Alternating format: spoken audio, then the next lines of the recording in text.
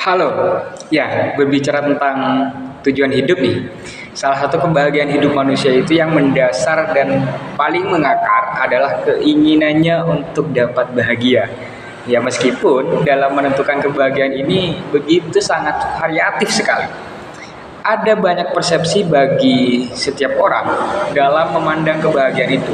Sebagian itu menganggap bahwa kebahagiaan adalah hal penting yang harus dimiliki atau harus didapatkan. Sebagian lagi menganggap atau mempercayai bahwa kebahagiaan itu adalah soal bagaimana kita memberi makna dalam setiap pelapisan perjalanan.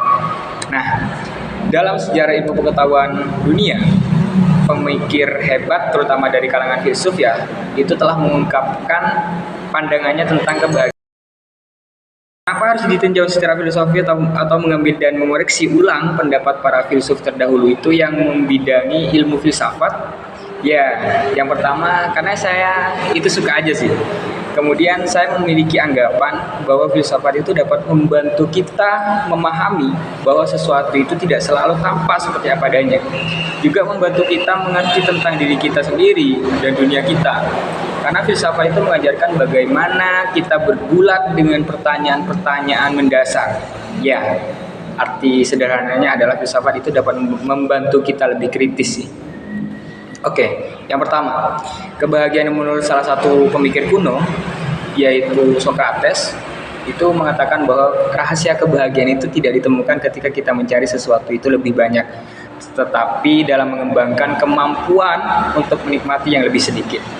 Artinya, kebahagiaan itu tidak datang dari penghargaan di luar diri. Kebahagiaan itu datang dari dalam diri.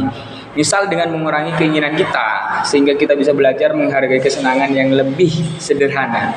Ya, meskipun kita tidak bisa menafikan bahwa kita terkadang menganggap kebahagiaan itu ditentukan oleh di luar diri kita, seperti halnya lingkungan, persahabatan, dan lain sebagainya. Kemudian, kalau menurut Plato, ini salah satu muridnya Socrates juga, dia menganggap bahwa kebahagiaan adalah orang yang membuat segala sesuatu untuk kebahagiaan bergantung pada dirinya sendiri dan bukan pada orang lain.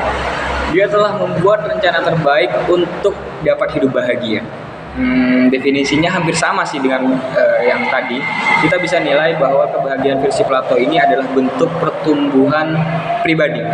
Ya misalnya tentang kepuasan dari pencapaian, contohnya dapat membawa atau dapat membaca buku lebih banyak dari tahun lalu. Dan itu bukan persoalan tentang untuk apa pencapaian itu didapatkan. Ya, dari deretan yang saya suka juga dari para filsuf dalam menentukan kebahagiaan adalah salah satunya itu Lao Tzu.